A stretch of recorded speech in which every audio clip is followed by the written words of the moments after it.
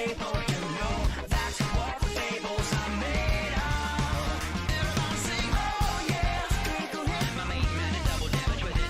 Everybody sing, oh yeah, it's a critical hit. This is a critical hit. My main man and double damage with it. Oh yeah, it's a critical hit. My main man and double damage with it.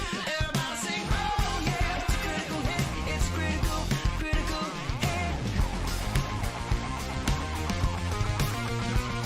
Now it's wall to wall, watch your foes are falling, but it's time to pause, cause Mother Nature's calling. I'll be back in a second and I'll continue the reckoning, and they will still be waiting for us. And the pressure grows to make a save and throw, to introduce some move, turn the lights down low. My armor's exposed, I'm getting full of holes. Think I need another chorus. Sooner or later, the dice land on the table, you know that's what fables are made of. Everybody sing, oh yeah, it's a critical hit. Everybody sing, oh yeah, it's a critical hit. This is a critical hit. My main man and double damage with it. Oh yeah, it's a critical hit. My main man and double damage with it. Everybody sing, oh yeah, it's a critical hit. It's critical, critical. That ain't how we roll. Oh no, it ain't stolen. We on a roll. Hey, we on a rollin'. That ain't how we roll. Oh no, it ain't stolen. We on a roll. Hey, we on a rollin'.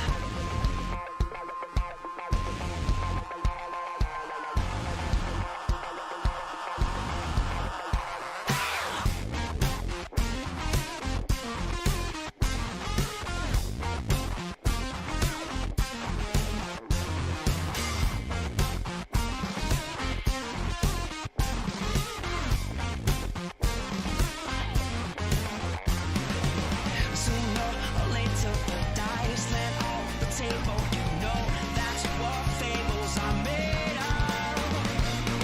Oh yeah, it's a critical hit.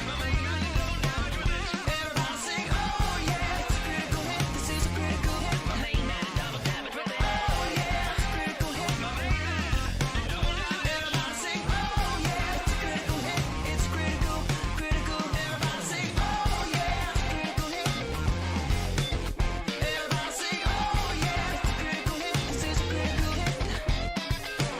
Oh yeah, it's a critical hit. Everybody sing, oh yeah, it's a critical hit. It's critical, critical. Everybody sing, oh yeah, it's a critical hit. My main man and double damage with it. Everybody sing, oh yeah, it's a critical hit. This is a critical hit. My main man and double damage with it. Oh yeah, it's a critical hit. Everybody sing, oh yeah, it's a critical hit. It's critical, critical. That's what I'm talking about. Critical hit, ladies and gentlemen. I hope you've been hit critically. Not really. What? Doc, Oh, it's you could YouTube. drown me if I'm Thank cra- you, YouTube. Thank you for giving me commercials I don't want. What's going on, everybody? Welcome to episode 18 of Masters of the Dungeon, our D&D roundtable discussion. I am very much looking forward to this show tonight, and I'm looking forward to both this and what we're going to have later on this evening when we will have some tabletop gaming coming your way. But before we get there, just a couple of reminders about ways to support the stream. If you have not done so already, please follow the channel. If you haven't done so already, please make sure to check out the YouTube channel with !ArvTube, where you can see all previous broadcasts of Masters of the Dungeon and the other shows that we have on this channel. Of course, !Arv tweets will let you follow my Twitter, and as Echo was nice enough to post up there, !tweet will allow you to retweet this stream, which would be lovely. Retweeting the stream is always appreciated, and will allow you to broaden things out to the larger community beyond just the Twitch folks. !Tweet for that. !Arvcord will get you over to my Discord channel, where you can hang out with the Arvanauts in between streams. That is always hopping and happy and happening and all that kind of good stuff. And so that is !Arvcord. You can find out details about all of this at arvanelleron.com, my website, which has my calendar and, of course, the Curse of Strahd audio podcast and other things over there. So you should check that out and bookmark it for future reference. And then, of course, we've got the shop, !Arv shop, that allows you to get merchandise from Infinity and beyond. And we'll have other stuff added there, I swear to God, sooner rather than later, so that you can pick up stuff to show your love of those shows. And then, of course, we we've got the Patreon, !Arvtreon, currently sitting at 333.96. Would love to see that get north of 350 and then on up to 400. That really is the financial backbone of the channel, so support of that is always very much appreciated. And the sub button, which has been getting a lot of use as of late. We are currently sitting at 66 subs, so we are only 4 subs shy of that 70 sub milestone. 70 subs would be a record for us, so I'm hoping that we can hit that and hopefully get past it, because that also is a way to support the channel financially, and that's good because the channel has been getting a lot of workout financially in terms of videos I've had to do and other things, so a lot of that is going directly, it's all going into either the channel or into my writing career, so it's making a big difference and is going to be reflected in stuff that you see on here. So thank you for those of you who have supported and enjoy your custom sub badges and emotes and all that good stuff as time goes on. Schedule wise, we've got Masters of the Dungeon right now at 9 p.m. Eastern. We will be heading over for Esper Genesis as we continue with that show. Esper Genesis was awesome last week, and I'm looking forward to continuing it to be awesome next week as well. Then tomorrow, Saturday, we have got the Arvocalis with us. It will not have Dot with us because Dot is going to have other stuff that she's got, so she's not able to join us for that. But we are going to have Zach and we are going to have Rob, and it looks like we are going to have Russ, because I am pleased to announce, although you might have already seen it on Twitter, that Russ and his lovely wife have welcomed their second child into the world. So they had a boy called Julian, and that is added to the girl Lulu. So they have a girl called Lulu and a boy called Julian. And so mom and daughter and father are all doing great, and mom and son, I should say, and father are all doing great. Everyone's doing well.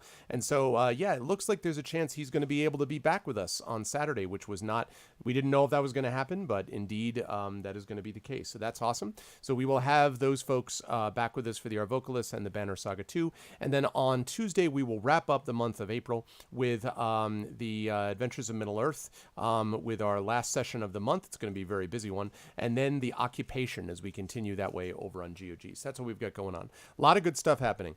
Inspiring every Arvin. I know, right? I know. Well, we had a bigger gap between my daughter and my son. So, see, they took it and they went their own direction, totally different direction, in their own case. But in any case, that means we are ready to go. I'm going to unmute myself so they know that we're ready to go, and then I'm going to unmute them. And last but certainly not least, I'm going to head over there to welcome our panel today. And there is our panel that you can see before us. The daughter, yeah, you don't toss out the old one. No, I'm not tossing out my daughter. That's very true, Aaron. I definitely would not want to do that. But I am very pleased to have with me an esteemed panel. First of all, of course, we have our regular. Dave is not with us today, although he should hopefully be arriving. I think he was supposed to be joining us today, as far as I know, but he is not with us yet. Dave, of course, is the digital DM and has been a member of this show in good standing for a long time. So hopefully we'll have Dave back with us shortly. But we do have our regular who is very busy, has got a lot going on in her life, and because her life is just, blowing up in a good way, and just everyone wants to be her, and all that kind of thing. And that, of course, is our good friend Chelsea. What's up, Dot? I'll just pump you up a little more if I can do that. Wow. But how are you, Dot? How's life, the universe, and everything? How's stuff on your side of the world? Things are good on my side of the world.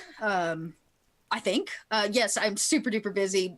Normal life things, moving, no big deal. Change of job, no big deal. Yeah, no. All at the same time. It's fine. It's been going great. But all in all, things are really good. I've got a lot of exciting stuff going on, and busy's better than bored, right? That is very true. And you are going to be, after the show, going to see what? You want to show off the shirt? You can. Tonight is Endgame. Ah, excellent. So we've got some Endgame going on. Yep. And so that's good. So we'll see whether you almost have made with a exactly hashtag. Don't. It's funny now. Anytime Endgame comes up, everyone's like, "Don't spoil. No spoilers. Don't say anything." Yeah, hyper aware of this, not making anything spoilers. So, but yeah, I hope you enjoy it, and it's always a pleasure, of course, to have Dot with us. And right above, of course, we have someone who is also familiar to people on this channel, but not on this show. This is the first time he's been on this show, and that, of course, is our good friend Trendane Sparks. Hello, Tren. How are you? I'm pretty sure you should not really have to introduce yourself at this point, since I think everyone knows you. But for those watching the VOD, and there are many who do, who may not know who this fine gentleman is, do you want to explain who you are very briefly to the fine people? Well, yes. Do it anyway, though. All right, fine, be that way. Well, before I do that, I find it amusing that you refer to us as your panel, and we are surrounded by paneling Yes, Uh, that is part right. Exactly. Well, I like people to feel like sort of merge into the kind of get in the mode the of bowling the alley mode of vibe. being the panel. Yeah, exactly. Yeah. Good thing I Okay. didn't make it Formica, or this would be a very confusing. Ooh, and we show. couldn't kill any vampires. Anyway, so hi, I'm Trent Sparks. I am a professional voice actor and audiobook narrator, and on very rare occasion, uh, DM. But that was like back in the 80s and the mid 90s. So why am I here? I will tell you exactly why you're here. Tren is here, and I'll tell you exactly why. Tren is here because I had the pleasure and the great honor. Not only do I have the pleasure and honor of having Tren on this channel twice a month, where I get to DM and GM him as he role plays various characters, but Four times a month. well, 4 times, yeah, 2 campaigns a month, but 4 total times, yeah.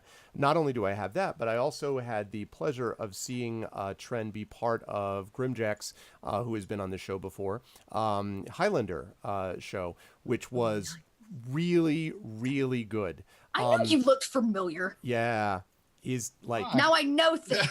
yeah, he was, man, and Tren really brought it for that one. I mean, the sort of setup of it is good because really it was just Greg got a bunch of like, let me get really good role players and then just put them one-on-one against each other. Now just go act. And like most of like Greg's job is to just sit back with his arms folded, which I can identify with as another Greg who likes to sit back with his arms folded when his amazing players are doing what they do. So I agree with that entirely. But so I was really impressed by that. And I thought, we've done on this show, this is episode 18 of Masters of the Dungeon. And we can legally have vote. done all, say again? Yeah, that's right. can That's right. legally vote. Exactly. Old enough to vote. In some cases, some states old enough to drive with certain conditions. But sorry, I mean old enough to drink rather with certain conditions. I hope you're old enough to drive by 18. I don't think there's any state that's not the case. Old enough. So we've had a lot of chance to talk about the focus of the show, which is game mastering and things like that. But we have not had as much of a chance to talk about what makes good role playing in general. And what makes good role players, like what are the qualities of that. And so I thought this was a good opportunity for us to talk a little bit about that question, about the sort of the qualities of role playing. If that's what our groups want, how do we make it happen, and so forth. Yep. And so I'm going to throw that out there for the panel in a minute. But before I do that, I do want to ask about how our campaigns are going. So I will go in reverse order this time. And Tren, in this case, you're not DMing a campaign, as you pointed out, since the 80s, but you certainly played in them. And I was curious, I don't know if I've set you up for the Highlander thing and now that's the one that you want to do, but is there something in one of the campaigns that you'd like to highlight that as a player, you really were like, this was awesome? Like this particular thing stood out for me over the last month or so that you've been doing various play? It's kind of twofold for Highlander, but also for our Curse of Strahd campaign, is that the way Grimjack set it up, we really didn't know that much about each other's characters, which makes perfect sense, within the realm of Highlander. The Immortals didn't know each other. Most of them didn't know each other. Right. And so it made sense that we didn't know anything. And I really didn't know anything about the other players either. So I didn't know what I was stepping into. I knew that Greg had approached me and said, hey, I need your voice. Because that was the initial draw, was, I need somebody who's like the Kurgan, but not the Kurgan. So but yes, I can do that. That's not a problem. And so we start putting the characters together and going into it blind, not knowing what not only the other characters, but the other players are bringing to the table. I was kind of not floundering, but I was like in this very kind of, I'm not sure what to do, kind of almost, it was very literally out of my comfort zone. Mm-hmm. And so every revelation was just this huge hit into oh my god, how am I going to use this?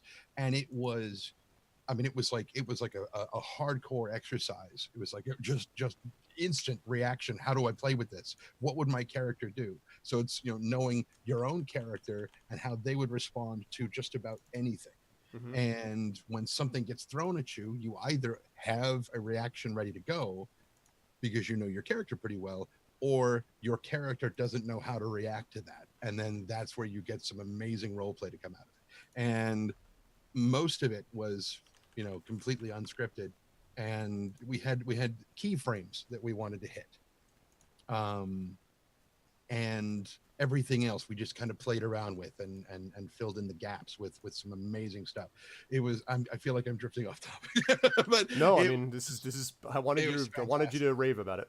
it was really really good. And of course we finished it last week, and so he's uploading all of the edited videos to YouTube over the course of this week, and the whole thing will be in there as one big playlist, and it was just fantastic. Absolutely loved it. It was wonderful.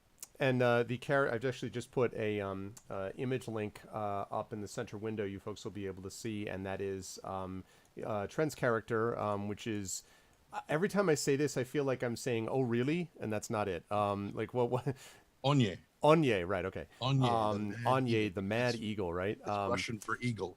Which, and I have to say, like, I mean, I won't spoil anything, but I just say I was kind of pulling, knowing you, you were my champion, and I just want to say that, I don't know, man, like I feel like if I get behind someone and I want to support someone through the entire NCAA bracket, that it'd be nice if you could just bring it all the way home. All right, I'm just saying, like, some of your fans were a little. I'm just kidding. I'm just giving you a hard time. No, I mean, like, that's the thing, right? Is that the dice? Correct me if I'm wrong, but it really, I mean, obviously you were trying to play it out, but the dice did have a role in this, and it was it was not scripted, as you said. You didn't know who was going to win or lose from a week to week basis, and so it was quite possible you could have won the whole thing or lost in the first week, or right. I mean, and how many of there were you, or of the combatants were there?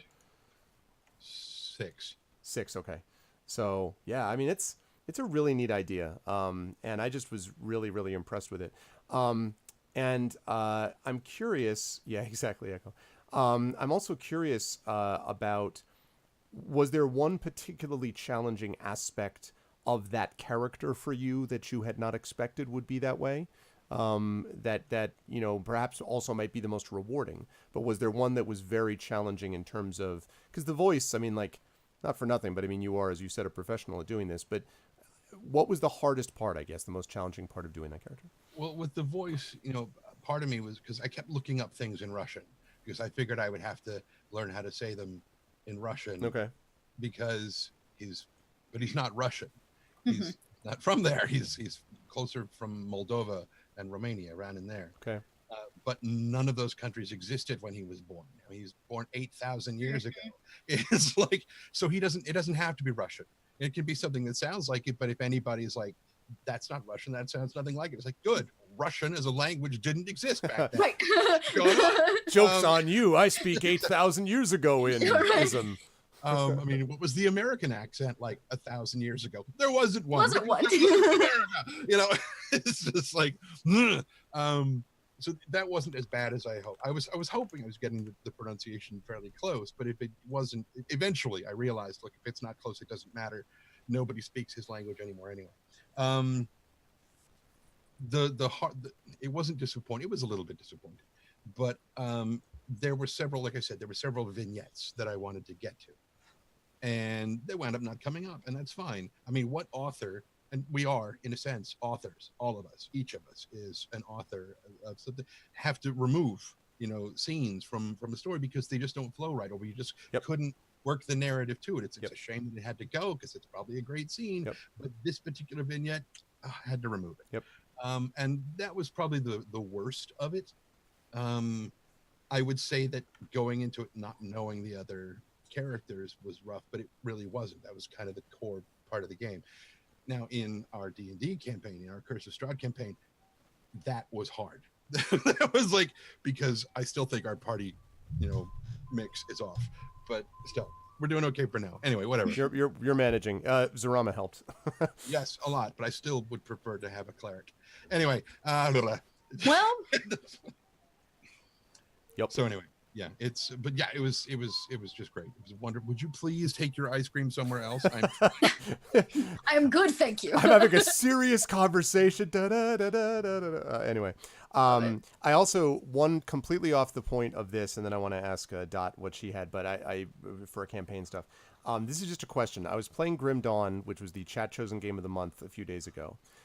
There is a voice in there that sounds exactly like Weller, and so the question was, did you do any voices for Grim Dawn? He did. He did. I knew No, it. I didn't. You didn't. No, I you didn't. son of a bitch. So You're a bastard, and I hate you. Yes, All I right, fine. Greg got so I excited. was so excited because everyone who was there was saying the same thing. They're like, Jesus, what? When did Trent do this? Why didn't he tell us? It sounds exactly like you doing that character. All right, there's your answer, chat. See? Now I'm glad he didn't do it. Ha! No, If I did, I don't remember it. okay. It's on your list of games. Yeah, exactly. Look, G's like feels bad, man. Exactly. That's exactly. Anyway, I was just curious, but yeah, that's interesting that you say that because I think it was. You're right. I mean, you can't get everything into a story, into a campaign, and trying to do so and shoehorn everything in is a bad idea. What you do, which you should always do as a writer, is you always put these things to the side and bring them back later as something else in some other campaign and some like you don't throw that crap out. Like I'm certainly not going to do that. If I have a really good idea, I'm like that idea is awesome and I'll get to use it eventually. But you can't shoehorn it into a given narrative if it doesn't fit because it just doesn't work. So Dot, let me ask you and I know you've been super busy, so I haven't been able to do as much, but I've been lurking and I have seen that you have done Witch Tales and other things that you've been doing. So of the stuff that Witch you've Tales. Yes, all those Witch Tales. Yeah, I'm doing a lot of things. I actually close out what has been a 6-month Vampire the Masquerade campaign this Saturday. Speaking of which, let me just interrupt you for a second. Your character in that campaign, because I had a chance to lurk and watch that. Oh, really? Maggie and I were talking about this. Your character is dynamite. That is such a good character. Thanks, you do Dakota's a wonderful like- job with that. Yeah, like Thanks. Maggie and I were both like, yeah, that one's pretty awesome. So I just wanted to say that. Thanks. So yeah, I've fallen in love with that character. I'm a bit I haven't coped yet with the fact that like it's coming to an end because I think too it's in that place where it's like I haven't done everything this character is gonna do. Yeah. She's a vampire, she's immortal, she has so many things. She hasn't even killed her stepfather yet. So like that was my entire goal 6 months ago was simply to kill my stepfather. Do you think that's happened? No, I've been blood bonded to the prince. I've come out of that blood bond. I've killed children. I've done all of these crazy things to become this horrible monster that I never wanted to become, which of course is the whole point of Vampire the Masquerade and is about, going for being human and losing your humanity. Yeah, very uplifting system. Yeah, very much. But so it's a really it's been really interesting. And I think I told you this. It's just different than any other tabletop game I've played. A lot of the time tabletop games are about sometimes they're about vengeance, but it's usually about like helping the little guy or finding the treasure or killing the monster or going on an adventure. This is not about that. This is about just like hanging on to your humanity. And so it's just come from a really different place, and it's surprisingly now found a really deep place in my heart. So yeah, I'm trying to, like I said, cope with that coming to an end.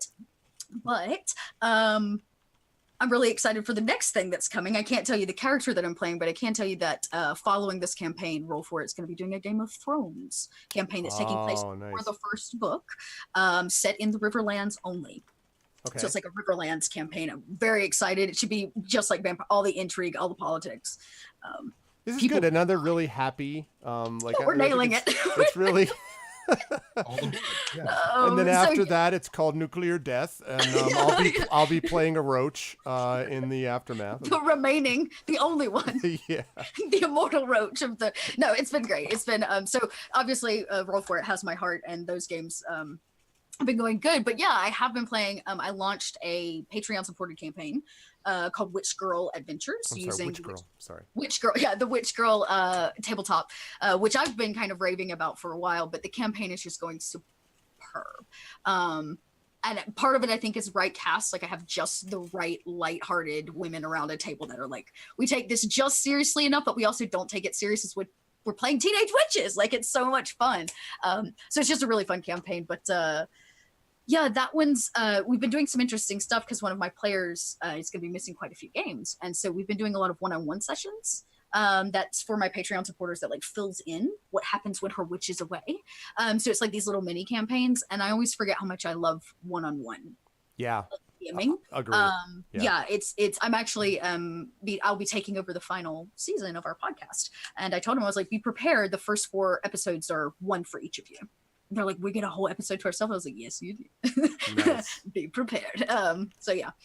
I'm trying to think if there's anything specific. I've been in a lot of Cypher right now. I've been playing a lot of Cypher system.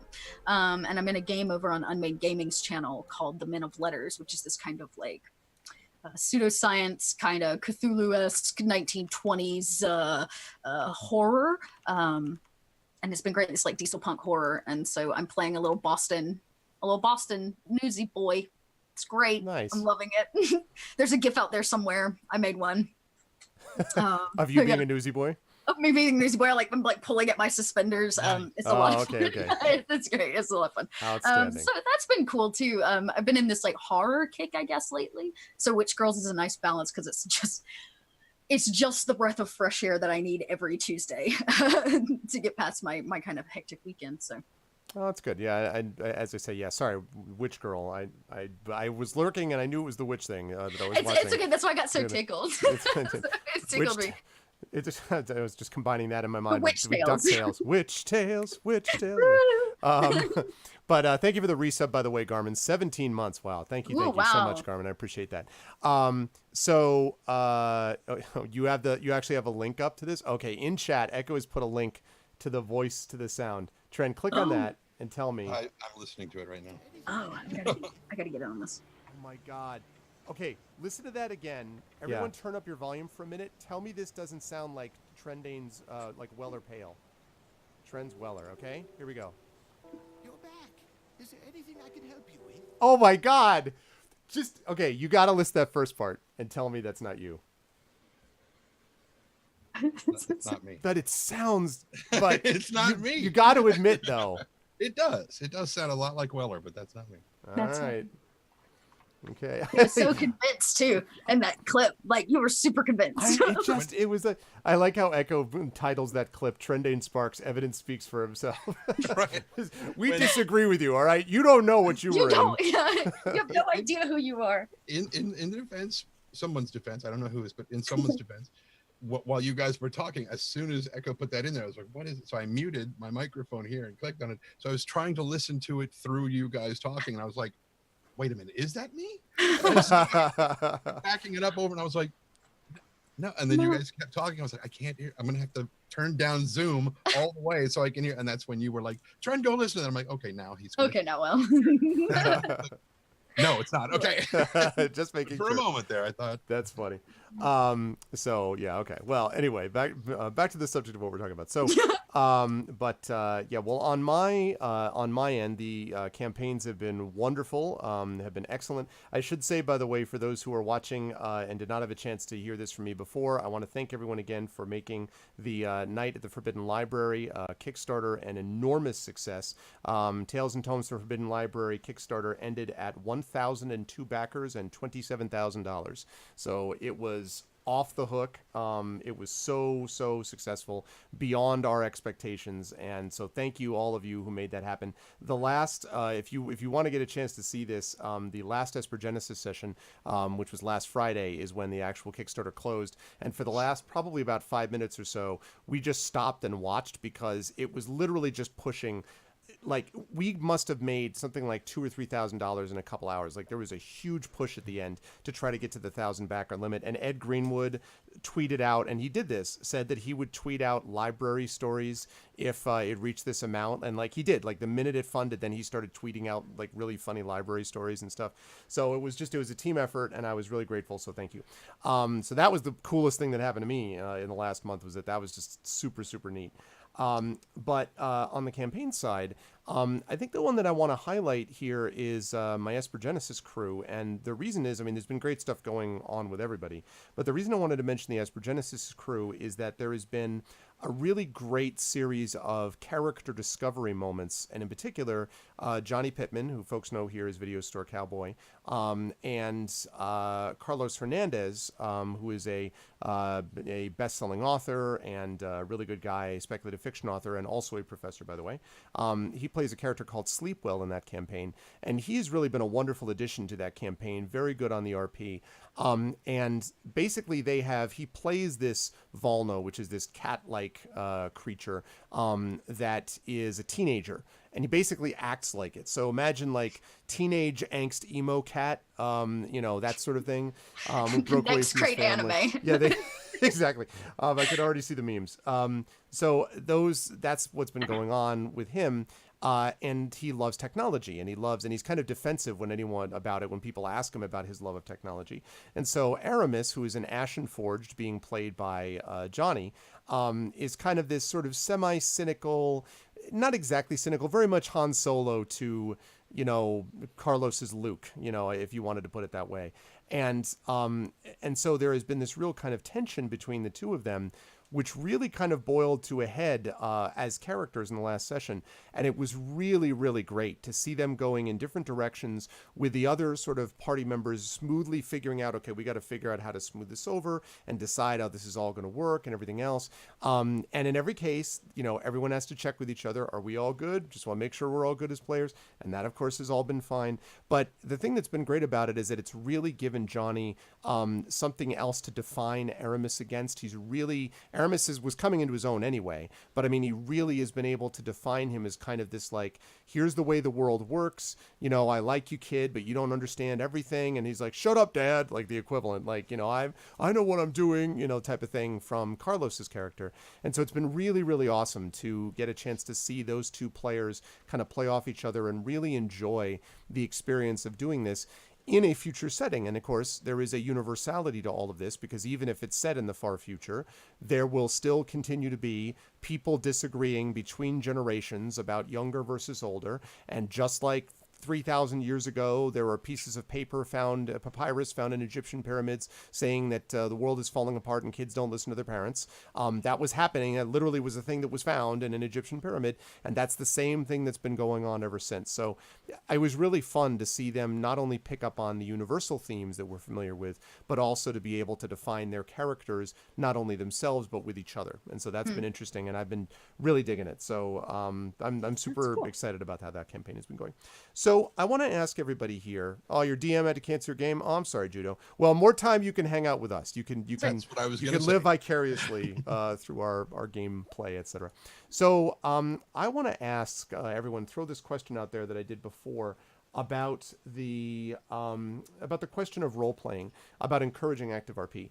Assuming that you run a group or are in a group that wants to role play, I think all of us in this call are pretty big fans of role playing, but I understand that not everyone is going to be that way. Some people want to just, roll the dice and keep the role playing to a minimum, and that's cool.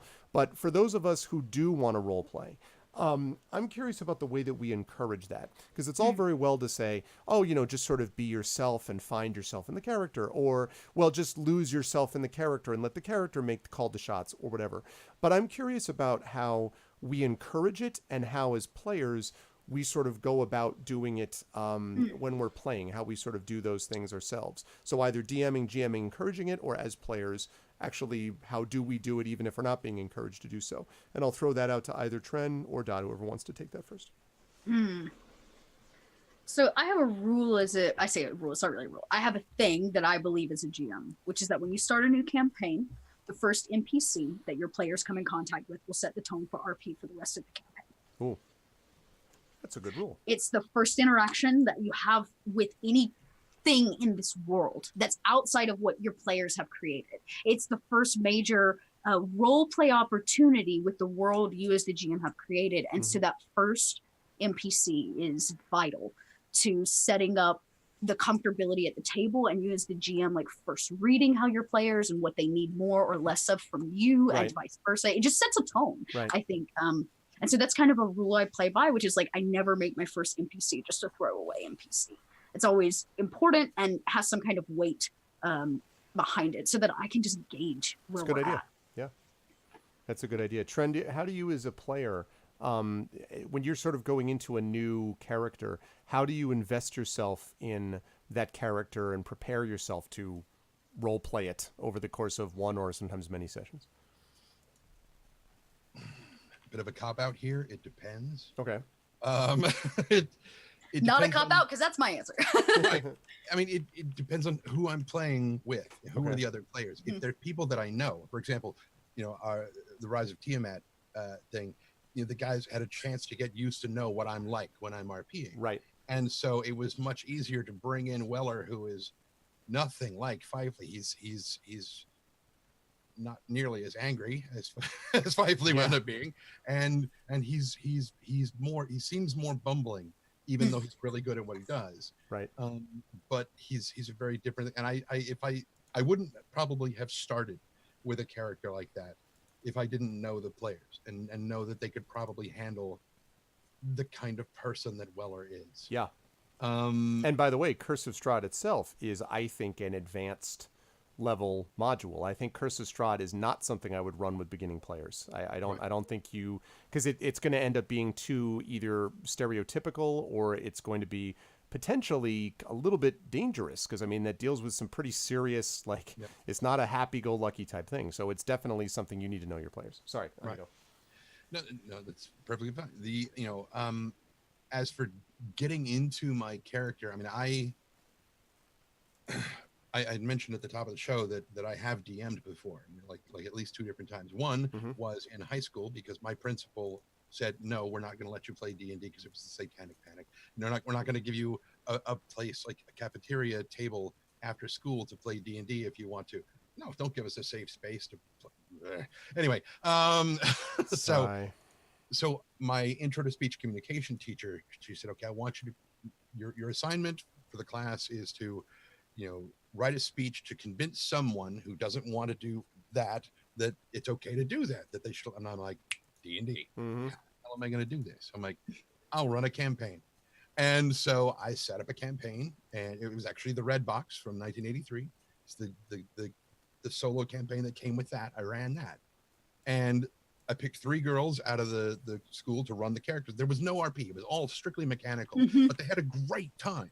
And I used it to introduce, here's mathematics, here's reading and writing, here's history, here's all these things, tactical thinking, strategic thinking. They're very different things. And the principal was sitting in the back of the class the entire time I was doing my presentation. The other kids were delighted because I took up the entire period and that day.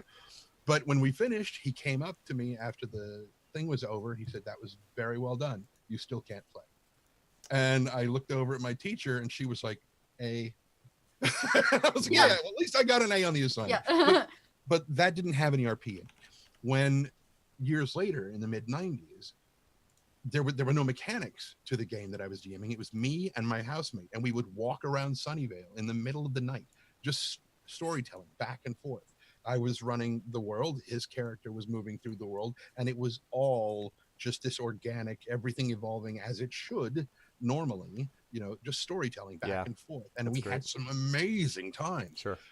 Both things had merit. They had their benefits and their detractors. But I've forgotten the point of the question. What did you ask me? I was asking about how you prepare yourself to role play, and how do you, what are your sort of guiding principles when you're role playing to be as good at it as you can be?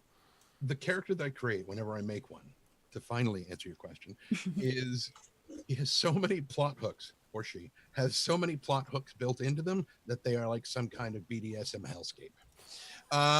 It is just, I try to make them so that just anything could lock on. Any character, no matter whether they were a good character, an evil character, selfish, selfless, timid, bold, whatever, that they can find something in the character that they can lock onto. Even if it's something that their character hates, it's something they can lock onto. Right. And that can forge the beginnings of that interaction. And because so much of improv is just a game of yes and back and forth, I try to leave openings and hooks, not just hooks, but also openings, because the two are very different. Whereas, not whereas, that's what I do. There you go. Next question. Nailed it. Yeah, it's good. And I think, one of the points that you made there is that idea, we talk about that quite a bit on this show elsewhere, is the importance of trying to be organic about it. Forcing it is not easy, although what Super Fun Time says in chat is interesting, which is this idea about positively encouraging players using inspiration tokens or whatever they're called. You give bonuses for good role play. If someone is role playing a situation well, you give them a +1 to their ability checks. Yeah, I've heard of that before, and that's not a terrible idea, especially when you're dealing with newer players. And also, I would say younger players. This is something where, because you have to, if you're dealing with, kids in high school, or, junior high for that matter, it may be a little artificial for them and it's hard for them. Like there's a stage, between the ages of, let's say, 4 and 7. That is the sweet spot for people being like, sure, I'm a tree, I'm a tree, I'm a giraffe, I'm a giraffe. Like they'll do whatever, right? Yep. And after that, then they're like, oh, but people are looking at me and I'm maybe not cool if I do that or whatever. And then you get to be an adult and you realize that none of that really matters, and you hopefully get back to the point where you can role play. That stage in between, though, can be difficult. And so during that stage, I think sometimes it can be helpful to do something that is a little bit more mechanically oriented, but to give them a sense that it is something that can give them mechanical benefit. Because from my point of view, the idea is for them to do it and then realize, oh my God, this is incredibly fun. Like D&D comes alive, and any role-playing game really does come alive when you're role-playing. Otherwise you might as well play a board game, and I love board games too. But if you're going to play, if you're going to really role-play, then when you actually get into the role-play, that's when things just brighten up, and you can see when people actually get a hold of a character that really matters to them, then they can blossom in those environments. So I feel like, you need to, you can't make a horse, you can bring the horse to water, but you can't make them drink. But you really need to make the water appealing. You know what I mean? And so if you can make the water appealing, then it's up to them to be able to drink it. But you need to make it appealing, I think, to make it happen. Yeah. I think as a GM, like, you just have to remember what you put out is what they're going to give you back. And Sure. like, you have to be bold as a GM. Yeah. Because sometimes if you have a very quiet table and you want them to role play, part of the reason they may not be role playing is because you're doing a lot of explaining and not a lot of interacting. Right. So if you want your table to be open and to have that kind of vulnerability that role play often requires, as much like acting and improv does, you have to be vulnerable as a DM. And you can't worry about whether or not they're going to answer you back in that character. You cannot break that character. Yep. If I come in as there's a out there somewhere in the void is a moment. I should have brought this one up. I can't believe I forgot this one, Arvan. I played a goblin, and this goblin was talking about telling them its favorite story. Its mother used to tell him this story about the 3 little goblins, and one of the players was like, "Oh, well, can you tell us that story?" I was like, "Yeah, sure I can." So I thought I'd just I'd get it started, and then I'd DM my way out of it. Right. And then I got halfway through it. I was like, "Okay." And they're like, "You're not gonna finish it?" And they wanted me to finish the whole story of the 3 little goblins to them in Goblin. And I realized, like, once you commit, you got to commit. Yeah. And it keeps your players invested on like that high level. But I think as a player too, there's a part of it where you have to help set the table up. So one of the rules that I keep as a role player when I'm playing with others is to try to make them look good. Mm-hmm. All the time I'm thinking about how can I make the other players at the table look good. Which is a very selfless way to come at it. And not everybody will, which is fine, but there's still something there that's part of that yes and, right? Because you can't role play a scene by yourself. So it's really important that you help set up the opportunity, like you were saying, a hook, a thing, a something that helps bring those people along kind of with you or draws you into their story. It's okay for things not to always be about your character, because if you build a really interesting character that's flawed, right, or that has passions, it's not about where you want to be. As long as you're following those and being honest to them, you're going to find it in anybody's story. And then it becomes about everybody's story, right? So it's that's those are 2, I guess, rules that I keep. The biggest one being always try to make everybody else look good.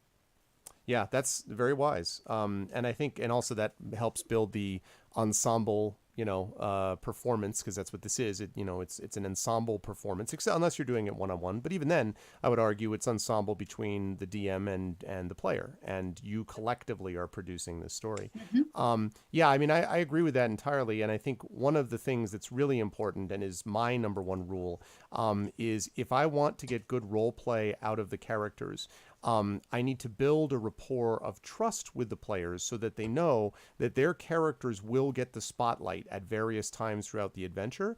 And one of the ways that they get that spotlight is by me bringing back their backstory. And I've talked about this in many other contexts. It's very important we all talk about session zeros and the importance of having a session zero and kind of establishing the ground rules for the campaign and whatever. That's all true. But beyond that, I think it's important to make sure that each player is encouraged to send along backstory, to send information to the dungeon master, which then becomes part of a pool that the DM can draw from liberally, I think, to be able to use and sort of dip back into the campaign. Because if you can start doing it, and you can do it at moments that the players might not have expected, not, okay, now we're going to go to so-and-so's noble's house where his estranged father lives. Like, obviously they know under those circumstances that their character is going to be very important in that portion of the adventure. But I'm talking about where they wouldn't expect it to happen, where someone just sort of, some figure out of their past shows up.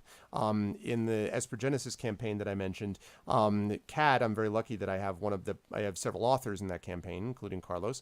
Kat Rambo was one of them, the president of the Science Fiction Fantasy Writers of America, just signed a new 3-book deal with Tor.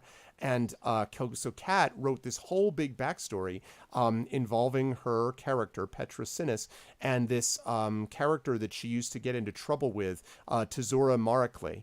And this character actually was one that she wrote this little short story about, which I read, of course, and then came back. And so when I had her meet this person, and I'm like, so you see the face of Tezora, she just had this blank look for a minute because she's like, Tezora. And I'm like, well, there was a short story. And then she's like, oh, Jesus Christ, that person? Like, so then she was like, and you could just see like her eyes lit up and like her world was slotted into place. And she's like, oh my God. And that character has actually become a significant NPC for them.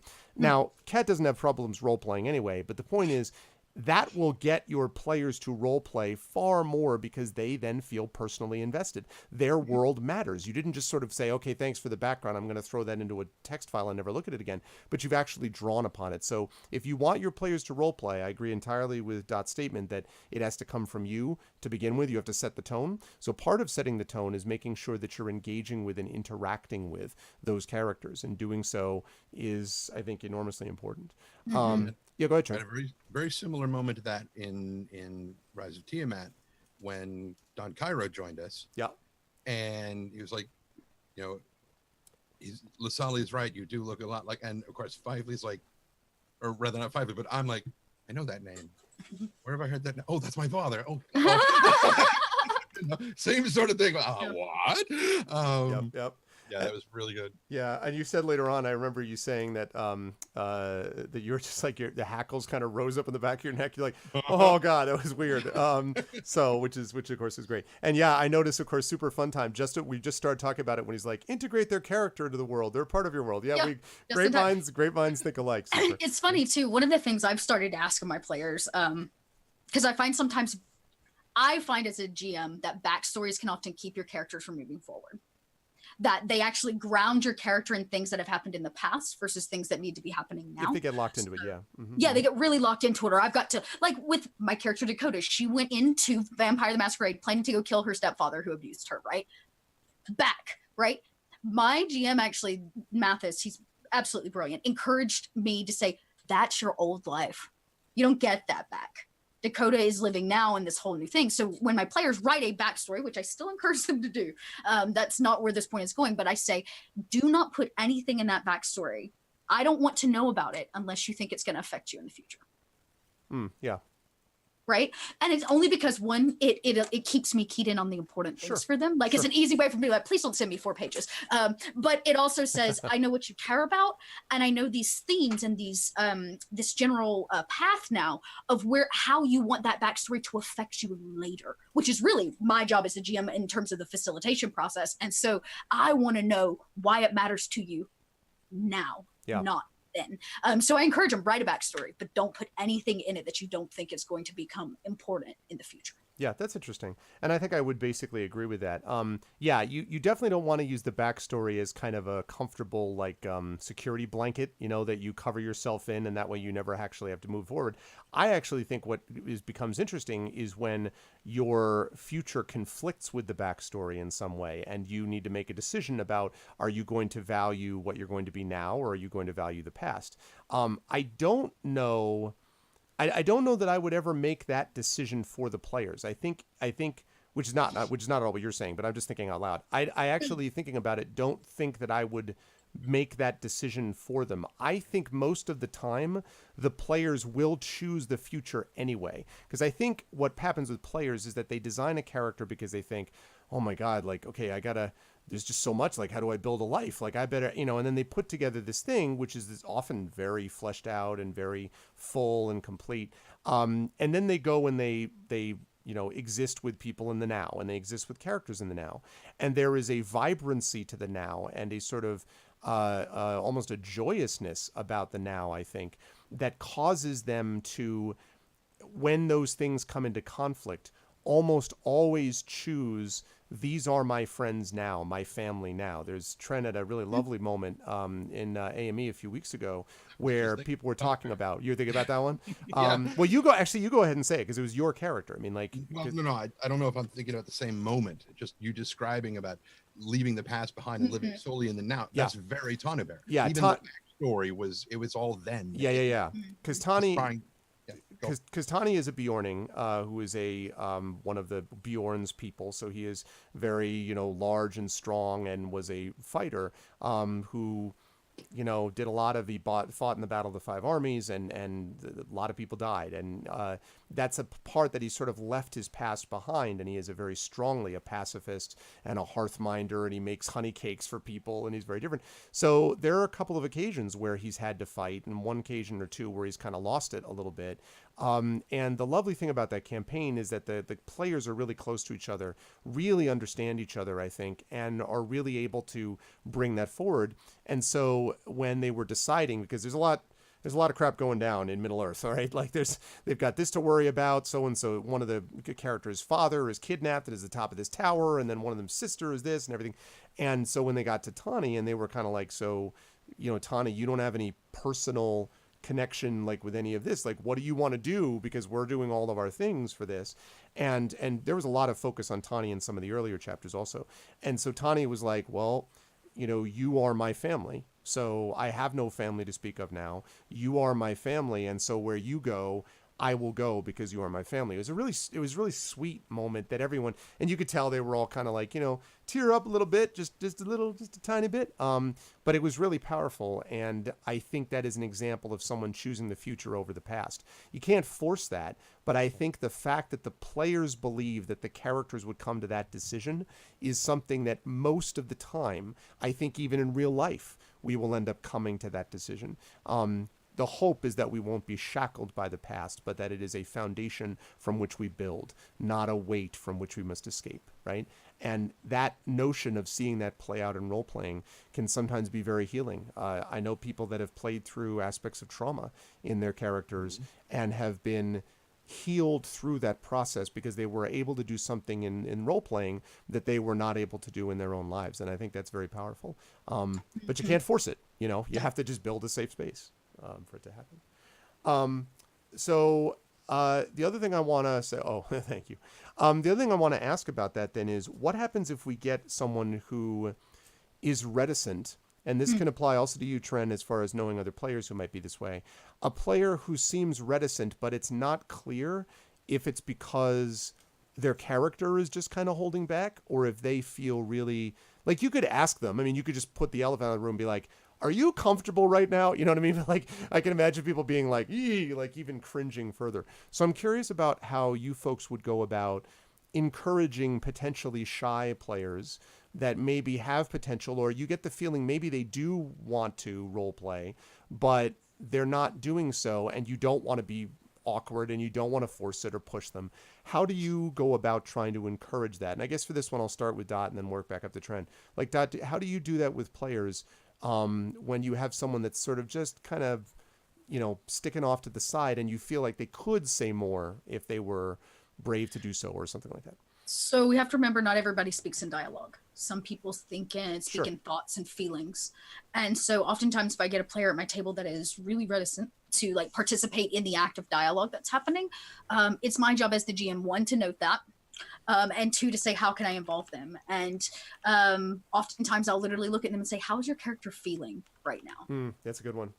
How a character feels in a moment. Some characters internalize everything. They're not going to talk about the way they feel. So having them have a moment then at the table to explain how a character's feeling, even though it's not something audible that everybody else picks up on, then the rest of the players at the table that are actively role playing will then be prompted to do things like, you're quiet, blah, blah, what's going on? They may make an insight check. There are ways to bring the party back in together, but you have to make it about the reticent person and not put them on the spot. Don't tell them to like monologue. Everyone stare at him. Yeah. It's like- But try a different tactic, I guess is what I'm saying. That's Yeah. like the key to actors, right? If one thing doesn't work, try another tactic.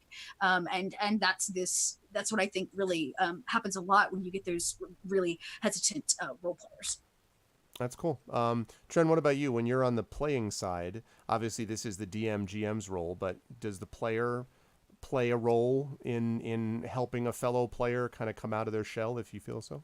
Yeah, I mean, sometimes it's easier for a player because you're on the same side of the board Right. from them, and some players are very intimidated by the fact that this is the GM. You interact with them, but beyond that, it's kind of and so sometimes with some players it's easier. Voice actor, just say the words and it'll be fine. For a player to talk to another player about things, and especially if you get to a point where it's like, okay, we're going to take a break, we're going to step away from the table, everybody go get some water. It can be a point to pull the other person aside and go, how are you doing? And not with a confrontational kind of thing, but almost a Where's Rachel? Yeah. why aren't you interacting more? You're being Where's so role quiet. play? Where are the other characters going? Where's my 300 gold piece gem? Show me now. Don't wait for the translation. Don't wait for the translation. That's Tren's and my personal favorite inside joke. I love that scene. Because that line makes no It's sense. but it's so good though. But it's Mr. it's United. It's Adlai Stevenson though. It's straight UN. Anyway. So sometimes it's easier for players to discuss it with players, and being able to pull a more timid player aside, away from not only the GM but all the other players. Yeah. Especially if you're the person who brought this person in, saying, I know you can do this.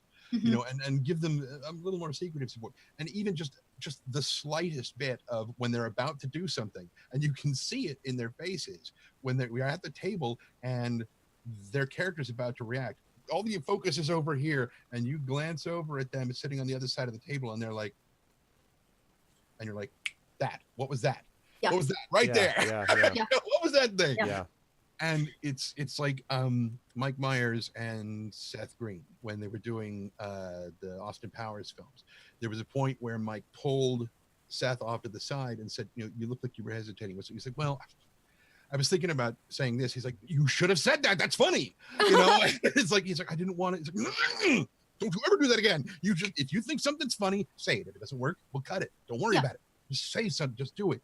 Go for it. You would be amazed at how often the initial reaction is the right one. Right. Don't think yourself into a corner. Don't overthink it. Just do it. I agree. Mhm. Yeah. Yeah. And it's. I also go ahead. I'm sorry, go ahead. No. Have you? See, just like that. Just like that.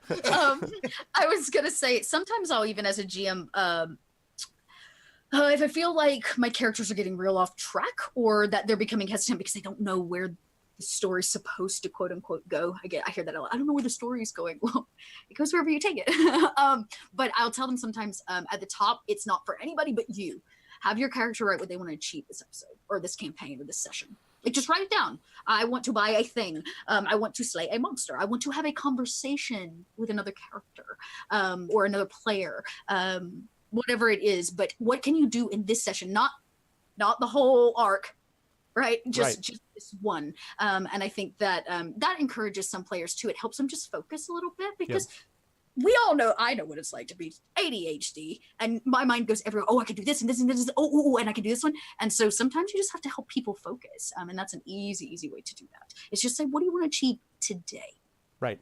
That's a good point. And I think I would put those two things together, and I would say that focusing on that and focusing on the feeling is not only good therapeutically, but it's also very good from a role-playing point of view, being able to focus on the feeling and the sort of emotional connection that you might have.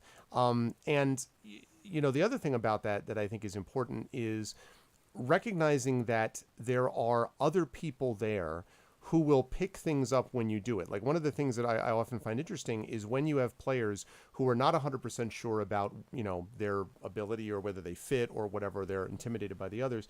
When they start doing this, and are of course almost invariably much better than they think they are, because they're really playing how they feel and they're investing themselves into the character. We're all hardwired to do that, folks. From thousands of years, we have been telling stories to each other and acting out parts. This is a biological thing as much as anything Written else. into our DNA. Yeah, I mean, like, literally Like, so. So, as a consequence, when they get to do that, then when the more experienced people, don't jump all over and they're like, yes, thank you, you finally said something. But when they just start to interact with them on a regular basis, that is, you can just tell, you can see it. And I've seen it happen hundreds of times. Then those players, you can see them again, kind of that light up a little bit, because they feel like, oh, wow, I actually belong in this group. I actually had that situation with the Infinity and Beyond crew, which is now doing Curse of Strahd, before was doing the Tyranny of Dragons campaign. We started out and we had Trendane, and then we had Rob. Tren wasn't immediate, but pretty soon after the beginning, we had Tren and we had Rob, who were two professional actors, and so their job was to do this sort of thing. And then we had some people, Sod and John and Series Runner, who were not actors. And Series Runner had said that he had never, now he was a streamer, but he had never, role play. Like, his role playing was, I play the game and I choose options from BioWare Right. wheel. He had never done this before. And his role, he ended up picking this character, Samil Adams, this barbarian, half-orc barbarian guy.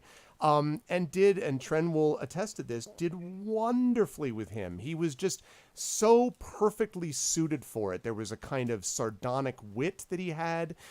He had this ridiculous afro. Series Runner also has an afro in real life. So he had this ridiculous afro that he put on this orc's head, and he was great. And when he came back, he had to leave because he got a job at Telltale Games.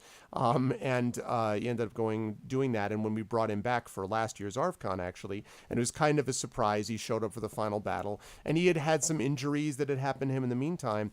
He just put it on like just a comfortable set of pajamas. He was right back into the role, and it was an example of someone who raised the level of his game, not by anyone having to tell you, listen, you got to raise the level of your game. It was just by people being ready to engage with him when he was ready to produce. And when he started putting the stuff out and started to interact with people, they were all right on board with it. And so that was really interesting to me. I have very seldom found, as long as you're doing your job as a DM, I've very seldom found that you're going to have one person that basically just shuts everybody out. As long as you're careful about making sure that people are getting their stage time, screen time, and that people are working collaboratively, I find the level of the players tends to equal out a lot more than people might think, and everyone gets their own experience, so that it really was an ensemble performance. Like, at the end, we had 7 people standing on stage, if you will, at the end of the Tyranny of Dragons after Tiamat is defeated, and that was a wonderful 2.5 years long in the making conclusion, and they did a wonderful job, and it was because the actors and the non-actors alike were really able to work together. So that was super, super instructive to me, that sort of thing can happen. Is there a scenario, do we think, where role-playing something, and I know that there's the big thing now in the community is having safety words, and, things where people can sort of hold up sometimes cards, or they can, if they're playing online, they can send each other messages saying, hey, this is going a little too far. So there's a lot more sort of consent that's happening, which I think is important between players and among players and with GMs. But are there cases where, sort of gray area cases, where that's clear, like, that's not it, like, we're not, they're not, the player is not going to be touching some area that's deeply traumatic, and they don't want to, but they're just not sure if they're comfortable going into a place, and you think that you can push them out of their comfort zone. Again, not in any way that would lead to anything traumatic or inappropriate. That's what these words are for. But assuming you're not dealing with that, how do we encourage people to move out of their comfort zone for role playing? And I bring this up because Trend does this very well, I think, with other players, where he will push them out of their comfort zone sometimes gently, gently, and sometimes not so gently. No, but I mean, he will do that in a way that's very effective. So I'm curious, I guess, Trent, I'll start with you, and then I want to hear from Dot. How do you do that, and what's the line where you're like, I know you say you're okay with this, but I don't know that you're okay with this, and I'm not necessarily okay with this. So, like, how do you figure that out and get people out of their comfort zone safely? That can be very, very tricky. I don't know if I can now say that I will preface this, because I just said it can be very tricky, so it's not really a preface anymore. Whatever. I will say that, a lot of people are like, Trent's such a nice guy. In a lot of cases, I'm really not. I just play a really nice guy on the internet. The first time I heard about this, like safe words for RP, I was like, what, really? Are you kidding me? That is so stupid. And then I thought, wait, whoa. Hang on. Back up a little bit. Not everyone is as comfortable getting out of their comfort zone as you might be when role playing. Just hit the brakes for a minute and think this through. And after I thought about it, with some genuine compassion, I realized that, okay, yeah, this could, because there are a lot of things that I am in my brain. There is a clear distinction between when I am on stage and when I am off stage. Right. And there are things that I will cover on stage that I will not do off stage at all. And it's very easy for me to switch and discern between those two. And once I started thinking about the fact that other people might not be that cool with it, I started thinking, okay, these safe word things, they could be potentially very, very important, even if only for the sake of other people. I mean, the first time I was in a game where we were using those, there were several points where my character was getting very angry or visibly upset about something, and the direct messages were popping in, are you okay? Are you okay? And I'm like, I'm like trying to keep the scene going, and at the same time I keep glancing over to the thing, and I'm just like, will you shut up and let me go? It was like, just be like, yes, I'm fine now. Yeah, exactly. So ultimately, I think that's what I did. I just like, yes, I'm fine, and I just said it, just dropped out of character for a second to respond, and then went right back into character again. And then once that my portion of the scene was over, I went in and typed in my responses. I'm cool, everything's fine. But with other people, I had to be a little bit, and sometimes I can forget that other people may not necessarily be as comfortable with that. We've seen that with Rob. There have been times where like either Fifely or Weller has gotten into a fight with him, and tensions even between me and Rob afterwards were still just a little bit dicey. And it's like, okay, maybe I'm a little too good at making it seem like I'm angry at you. Yeah. Because I'm not. I think in Rob's case, if I just may say quickly, I think Rob, and I don't want to speak for him, but I'm gonna do it anyway because he's not here. No, just kidding. But Rob and I think I'm very similar in this regard. I think Rob does not like conflict. I certainly do not like conflict, and I've had to get over that. As a DM, because there are different kinds of conflicts, and there are times when conflict is absolutely essential for growth in life and also growth in D&D, and the key is to know the difference. The key is to know when the conflict is getting personal and when it isn't. So yeah, I mean, Rob sometimes is kind of uncomfortable with that because you guys are friends, and he doesn't in real life, and he doesn't want to be like, go to hell, like he doesn't want to really get angry at you or have you really angry at him. So yeah, you're sort of drawing that distinction, I think, becomes important. Yeah. Dot, what do you think? I mean, like, how do you, besides, again, as I said, I know about the safety words, but before we get to those areas, where are moments that you feel like you can push a little bit or should push a little bit, and where do you want to back off? So if I ask my players to make clear to me the things they are uncomfortable with, and they choose not to, they have chosen to make that fair game for me to use or to put on my table. I have a very open, and I even tell them, I don't need an explanation. Just make me a list. Right. I don't need an explanation. You don't have to tell anybody but me. And of course, the safety tools are there in case I do hit something that we didn't think about, right? And then you can send that X, and I can be like, great, we're going to back right off that, right? But I think as a player going into any campaign, you need to be asking your GM, what are the themes of this campaign? What are we going to be dealing in? You don't have to give me like combat based, like what are we facing? What is the plot line? But for example, when we went into this Cypher game over on Unmade Gaming's channel, he's like, this is a diesel punk horror. And I was like, okay, talk to me. What kind of horror? Is this like Saw? Because I don't do gore. Yeah. Right? Yeah. Or is this like a psychological thriller? Right? Yes, it is very much like audiobook narration. Yeah, exactly. Yeah. So I think, I think that you have to make a open table where they can tell you the things, whatever those things are. I've even had players come to me and that's like, look, I don't do spiders. Can we please not do spiders? And I'm like, okay, I have 3 other books that don't include spiders. I think we'll make it. And then I've had people that are like, I don't do fires. I was in a fire as a child. I don't like role playing fire, things exploding or having to escape fire buildings. So I was like, okay, cool. So I think those have to be laid out first, because then once you do, you know how far you can go as a GM. Yeah. And when you know how far you can go, you can realize in gameplay, whether or not you can push. And it's not about how you should push or whether or not you're going to. It's that aspect of you have to lay the table so that you can if you want to. Mm-hmm. And then the push itself comes in different forms. I encourage my players. I tell them this every game I sit down. I'm like, I encourage you to push one another, to tell better stories, to encourage one another at the table as both player and character. I encourage you to push each other. And I encourage them to push back at me, right? Half the reason I choose the players I choose is because they keep me on my toes.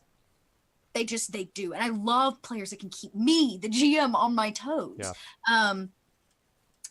Yeah. So I say in terms of having and helping push people beyond comfort zone, the only way to be able to do that and to keep everybody in a safe place is to just lay the groundwork for how far you can be pushed at the front. And then you can just weave in and out of the obstacle course. At full speed or not, whatever. I agree with that up front. I agree with that up front thing. I think is important. And I also would say that setting the tone of a safe space and yet a space that is going to be whatever it is, a type of horror campaign or whatever else, is important so that you can address things, as you said, that we didn't think of. Because, you will never be able to think of every conceivable, possible thing that will come up, and you wouldn't want to do it that way. It'd be this horribly scripted, like spoilers all the way through. You wouldn't want that. So you want to be able to have something where you can be agile and still, maintain safety for people. I also think it's important, by the way, just since this is a DM show, I want to say this to the DMs and the GMs. You are under no obligation to run a game that you don't want to run just because your players would like something in particular. So, for example, I do not have chaotic evil characters in my campaigns. Why? Because I'm not interested in having chaotic evil. Chaotic evil and chaotic neutral are no's for me, because I don't want to deal with it, and I don't want to deal with a fundamentally evil party, because we spend much of our life fighting evil, and I would in real life, and I do not want our party to be that way. And if you want to play an evil campaign, there are many, many other DMs you can choose. That's just not my deal. I don't want to do that. And that is a personal choice. You are under no obligation, and I think the worry that sometimes GMs have is, well, if I don't do this, then I won't have anyone to play with. This is not the right way to look at it for the following reason. You want players that are going to want to play in the same world you do. You are a different person from them because you are explaining the story, you are laying out the characters, you are making referee decisions when you need to on various rules, etc. So you're not the same, but you are all together in this world telling a story. And it's got to be fun for you too. Like I think sometimes DMs sort of forget this, and they're kind of like, well, I just want to make sure that, as long as my players are having fun. Well, yes, obviously you want to make sure your players are having fun. One of those players is you. And if you are not having fun, you do way too much work, honestly, to not be having fun in an experience like this. So you also have to be comfortable with things like that, and to be willing to push yourself and go out of your comfort zone a little bit. Curse of Strahd for me is a bit out of my comfort zone because I do not like horror, and I generally am not wild about this stuff, but I do love spooky. I do love Poe. I do love the things that go bump in the night. I hate gore, and I'm with you. Like, no Saw, no, I'm not interested in that. But Curse of Strahd is spooky to me, and I think there are moments of great moral hope that come out of Strahd that are really beautiful, actually, and have the potential for these wonderful moments of light that are highlighted because of the grimness of some of the rest of the background. So I am happy to run Strahd, but I'm not going to run Cthulhu. And that's not because I have anything against it or because I think people who like it are bad.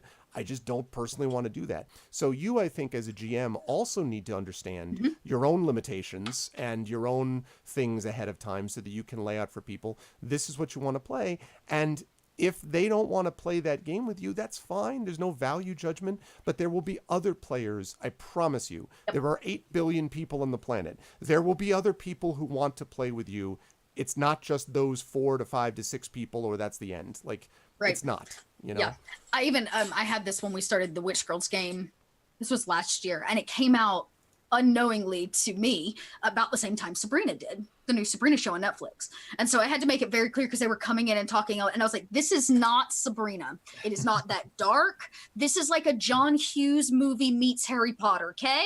And so I was like, we have to redefine like what we're looking at. You're not going to be evil witches. This is not The Craft. You know, like, and again, it was, some of the girls were like, oh, I don't know if I'm really interested in that. I was like, hey, bye. I'll go find ladies that will. And here we are. I got, you know, funded by my Patreon because they loved the little mini campaign so much. So, you know what? I like that. You're right. You don't have to, as a GM, you don't have to run your campaign any way you don't want to. Absolutely not. And you're going to do it worse if you try to run a campaign that you don't want to. You will just be worse at it. You know, it doesn't matter. That's because your Witch Girl campaign was amazing, Steph says. Thanks, Steph. Steph's a huge supporter of all Witch Girl campaign. But that's because, you know, that's because Dot's, and I've seen quite a bit of Dot's GMing, and Dot's very, very good at what she does. And it's because she commits herself to it. And, you know, that I think it's important to be able to recognize that committing to it is very good. This is what I think Tren is so good at. I think Tren is very good at committing to his character. And it is very much the case. I'll say this, by the way, as a writer also. Writing is also about commitment. If you do not commit to what you're writing, your writing will not be good. It can be, I have run into many, what I would call the hermetically sealed book. There's nothing wrong with it, but it doesn't do anything. You know, it's like eating kind of day-old mac and cheese. Like, it's fine. It's not awful, but it doesn't do anything. Like, you're like, all right, well, that was mac and cheese that was maybe better yesterday. It's like, whatever. It doesn't go anywhere. And you want your role playing to be able to go somewhere. And so committing to it ultimately becomes really important. Actually, that leads me to a question for you, Tren. So when you're in the process of trying to commit to something, right?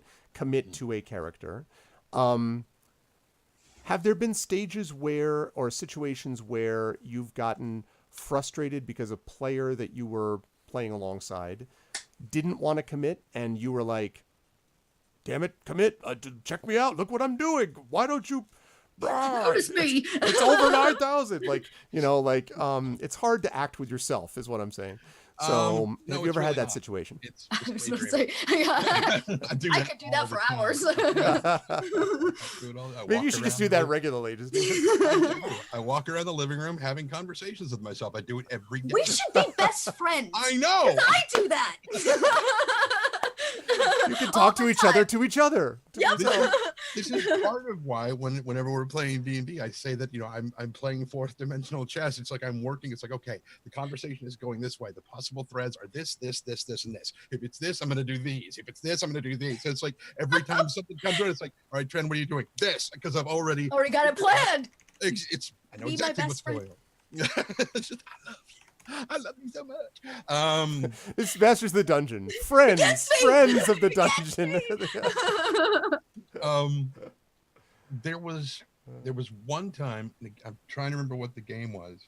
It feels like it was City of Mist, which Johnny was GMing. Yep. Video Store Cowboy. And one of the characters that was just, he was proving to be very, very, very difficult to work with. The character was, not the player. And they were going to at some point meet up with my original character.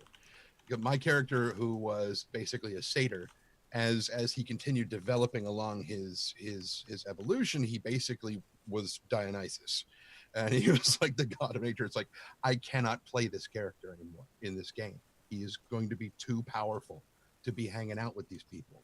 You've got to remove this character, sideline him somewhere. I'll make a new character, something. But if he becomes Dionysus, we cannot have him in the regular mix anymore. And so that's why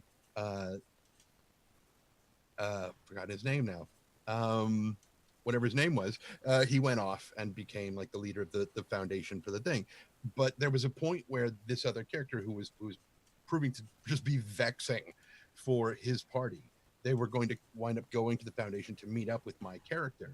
And Johnny and I were talking about it off stream, and we were trying to figure out what could they were playing their stream, and I was going to be jumping in. Is Cal, right? Yes, Yeah, Calvin Gannicus. Yes, thank you. And so Calvin was likely going to make an appearance, and it suddenly hit me.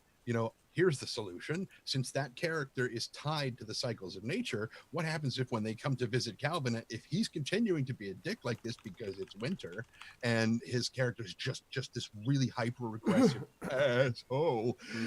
What happens if now that I'm Dionysus, it's like summer?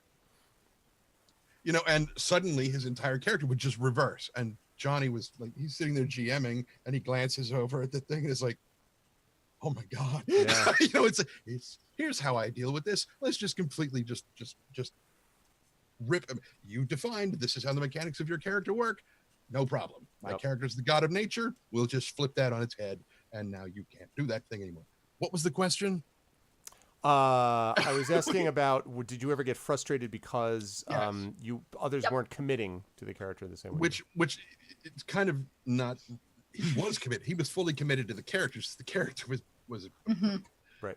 But my solution was to solve the problem within the mechanics of the game, to find a way within the logical progression of my character, his character, their various abilities, and the universe, to solve it that way. If it gets to a point where that cannot happen, and we've heard Matt Mercer right there, right there. Amazing. We've heard him say, pull them aside, and sit down and have a frank discussion with them. If they cannot or will not abide by the rules, then disinvite them from the table. Say clearly, this is not the table for you. And it's okay to do that. That's okay. Absolutely. Yeah. It's okay. It's okay, and it's not a value judgment on anybody. That's, I think, really important. It's not a value judgment. It's not your method is worse, my method is good, yours is bad. It's not about that. It's just you're looking for. They're just not compatible. Yeah. It goes back to that idea that like finding players is not a scarcity anymore, especially not with the internet. Especially not with Just online. not. Right. Exactly. It's not. I agree. And I think that's actually one of the great strengths of what we have now online, is that it has really opened up the option of different possible games. Because I think, growing up, I mean, during the 80s, I'm playing with the people that lived in a few block radius of me, right? Like, I mean, I if they live within a couple of miles, there was a good chance they could play D&D with me. Yeah. And that was it. I grew up in a small town in Connecticut. Like, I wasn't, I didn't have like a huge pool of people. What's that say again? Now you've got Sod, who's on the other side. Now of I've got planet. exactly. Now I have different time zones, different countries, different. I was playing with one of my D&D viewers. I was playing with one guy from the UK, one guy from Australia, one guy from the Midwest, one guy from Canada, and like that is made possible by what we do in the internet. And so that's one slight correction powerful. to something that you guys said, that you can always find more players. The reverse is also true. Mm-hmm. You can always find a new dungeon master. You can always. Oh yeah. So just the way we phrased it a moment ago, it made it sound like it was solely the dungeon master's call. No, if you're not not at all. enjoying the game, it's okay to back out. Not at all. Okay No, of to tell course. everybody, Of course. This isn't my thing. Yeah, 100%. 100%. Yeah, that's just as much with the player's ability to choose that as well. Although I would say that, the most important thing that you brought up there and Dot brought up earlier is the importance of communication. So talking between dungeon master / game master or players, talking among the players, that really helps. And I always try to encourage my players to do that before things get really bad. You know, if there are things where you're like, I'm kind of feeling a little weird about this, that is the time to bring it up, not wait until you're like, I hate everything. That is not the time to have the convo. Do it earlier than that, because hopefully we can try to head those things off at the past. But yeah, absolutely. If you wait until the breaking point, it's already broken. It's already broken, yeah. All right, well, I want to make sure that we continue, get onto the other stuff, because I know that Dot has an important, engagement with the screen in 25 minutes. So, let me move on to ask a little bit here about product review. Basically, is there anything that anyone wants to highlight in terms of a thing that they have tried lately that is in the tabletop gaming space? Could be an adventure, could be a supplement, could be an awesome new set of dice, that you like, that you want to mention here. So I'll start with Dot. Dot, do you have anything in particular that? Dude, I'm always buying games and reading games. It's like it's actually my bane, I'm pretty sure. But so I just bought a new game from Evil Hat Productions called The Secret of Cats. And it's a role-playing game where everybody plays cats in this secret society that humans don't know about, where they protect humans. And you're like these magical cats. It gives me so much joy. I'm going to run it. I haven't decided when, but I'm going to run it. Nice. Because you get to play magical cats. So that's going to happen. That's just know that fits everything there is to know about me. But more importantly, Evil Hat just launched, it's been almost a year. It was like a little over a year now. Since I play tested the Fate of Cthulhu campaign or the Fate of Cthulhu game that Evil Hat put out, built off of for, and they finally launched the Kickstarter. So you can go back it and actually gain access to it. I believe October is the date. But what I love about it, for those of you that don't like Cthulhu-based horror, what I love about this game is that it is not about living through the rise of the god. The god is already here and the world is devastated. And so you're actually doing the whole Terminator thing, where the last of the human resistance knows the four events in time that cause the elder god to rise, and you're being sent back. You have to stop it from happening. But of course, because you've gone back in time with the knowledge of the god, you inevitably bring part of them back with you. So that it's brilliant. I love it so much. I think it's such a great game, and the mechanism of did you actually do what you came in there to do, and how did that change the timeline? And at the end of the game, the players get points towards correcting time, but also actions that they take to the elder god. And then at the end, the GM and the players have an ending monologue of how the actions that they've taken based on the things they received change the future. Because we can't stop the elder god from rising, but we can help save humanity, basically, during the rise of the god. It's brilliant. I love it, and you should go back it. I did it the day it came out. It's called Fate of Cthulhu, and I'm obsessed with it. And I only got to test 2 of the gods, and they're going to release a whole bunch more. Of course, they had I think I played the King in Yellow is the one that we played, but right. They'll have a bunch of the other Lovecraftian elders. So would you say these are going to be downloadable gods or DLGs? Yeah, I'll be here all night. Sorry. By yourself. Woo! Right. I also get to talk to myself, all right? Yeah. Tell myself dad jokes. No, that's awesome. I am, that's awesome. Here, I'll drop some links for everybody yeah, in chat definitely. while you guys talk now. Yeah. No, definitely put some links in there. Tren, what do you got? Anything that is a new product? Drop those links fast, because I got nothing. All right, well, I will go. I'll go while you're thinking then, because I've got one. It doesn't matter how much I think. I've got nothing. I mean, there's one thing that I just that I've had a chance over the last. It's one of those things over the last week or two. I've been like, this is cool. I don't have time to run anything else, but this is cool, but I don't have time. So I've been going back and forth on it, and I'm probably going to end up getting it. So if you look on Kickstarter, which I have spent far too much time in my life last 6 weeks or so on for personal reasons, but there is a new 5e adventure book coming out called Odyssey of the Dragon Lords, which is basically classic fantasy blended with Greek mythology. Here's why it's awesome. It's Greek mythology blended with classic fantasy. So first of all, I ought to be able to just stop and say that. Secondly, it's designed by the designers of Baldur's Gate 1 and 2 and Knights of the Old Republic. So, including writers of same. So this sort of setup and this kind of environment, which is currently sitting, by the way, at $222,777 of a $50,000 goal with over 4,100 backers, and it's not even halfway through yet. But, I mean, in a land where even the gods are bound by oaths and prophecies, at the dawn of time, a war between the gods and titans left the world of Thylea forever changed.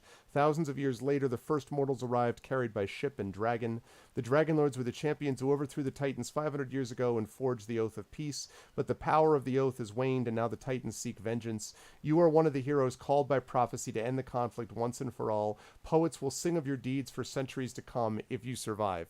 Now, I'm sorry, but, like, there is so much good stuff going on there, and then the pedigree in terms of the people that are actually designing it is sick. So I'm very seriously considering backing that up, because I think I just think it's an example of good, and I just dropped a link in chat as well. It's an example of sort of a good pedigree of people that are working on it, and just very, very sort of slick design. It reminds me a little bit of what I had when I found Esper Genesis, of how I was really impressed with the sort of professionalism, the look. It felt like people who really knew what they were doing, and that's very much the way this is also. And so they were inspired by classic films like Jason and the Argonauts and Clash of the Titans, like, you know. Like, it's pretty sweet. So I'm pretty excited about checking it out. I think I'm probably going to back it. It's the kind of thing I could see showing up on my channel at some point.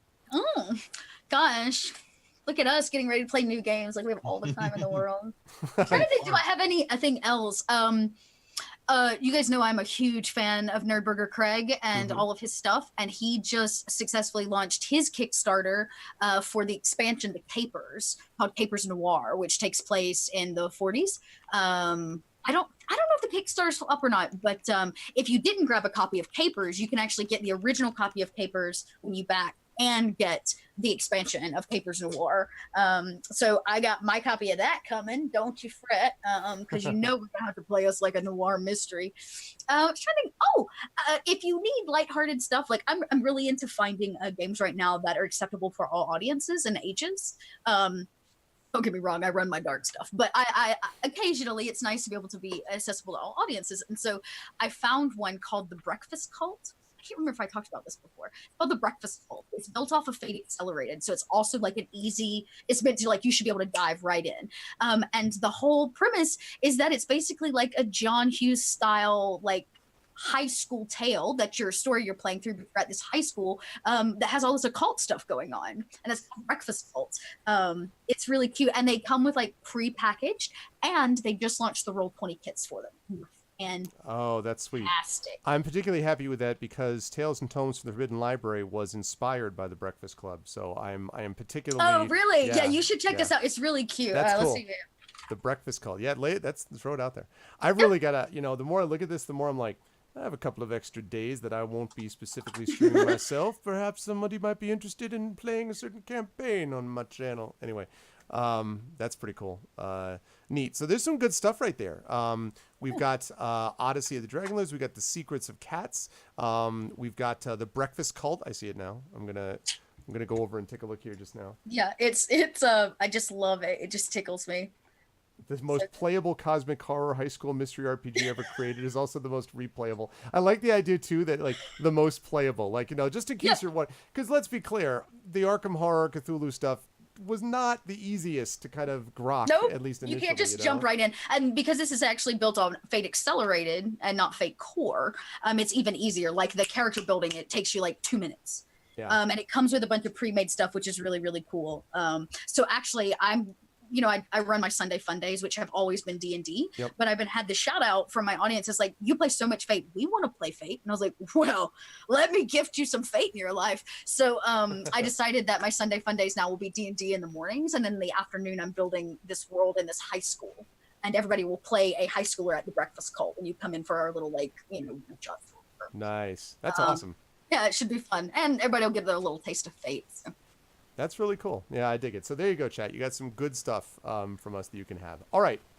Well, this is the portion of the evening where, and we will have about 10 minutes for this, where you can ask us questions. And so the way to do this, please, is to type in the word question, in all caps, colon, followed by your question. And I think Echo had one. Although I need you to explain your question a little more because I didn't totally understand it. Describing your yeah, you need to sort of try again because I didn't fully understand.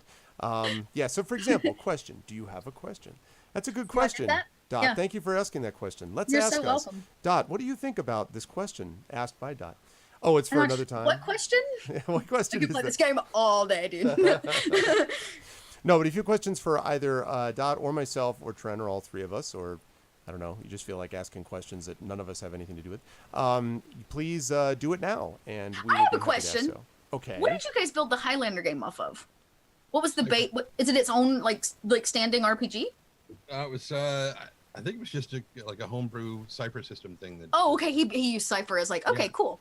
I'm always interested because like I'm finding it really encouraging in the like community that people are beginning to write their own campaigns and they're beginning to like realize that D&D only like you can only push it so far because it's a fantasy setting and it's about fighting things, and like Cypher and Fate and a bunch of these other like open systems allow you to like just be more creative sometimes, I feel like. So I was wondering what he built the Highlander off of, and a lot of people really love Cypher, so that's Yeah, I've used Cypher before years ago when I did my first game with Unmade Gaming. Mhm.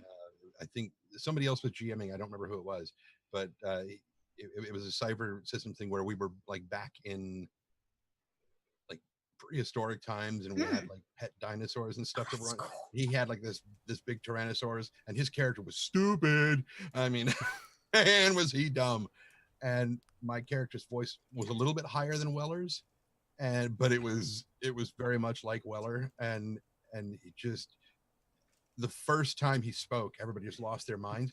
But I had never used Cypher System up to that point, and one of the things I really liked about it then, and with Highlander over the last couple of weeks, is that we only used it for the combat and skill stuff. Everything else was just our Role play. and Yep. it was great. I loved it. I mean, we do the same thing with D&D 5th edition. Just don't get me started on 4th edition. Oh, It's okay. We can gag together on that one. Dave's not here to champion 4E.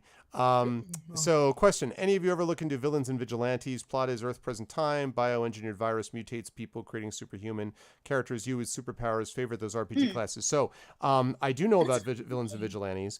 Villains and Vigilantes was old school, kind of same time as GURPS was, in Yeah, its GURP. ascendancy Okay, yeah. and stuff like that. And Villains and Vigilantes was enormously influential on later superhero and RPG kind of design. If you talk to people like Harper and John Wick and people like this, they'll all say that Villains and Vigilantes had an impact on them.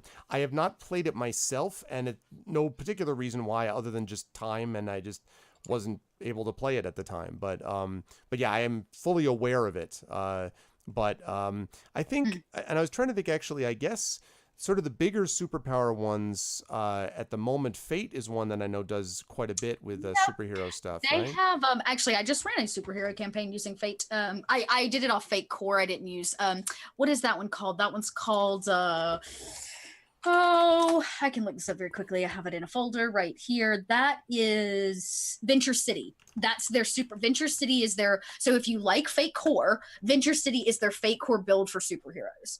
And then they've launched a few other things, like they have one out, I guess it's kind of superhero-y, but it's more based on like the 80s action hero. Okay.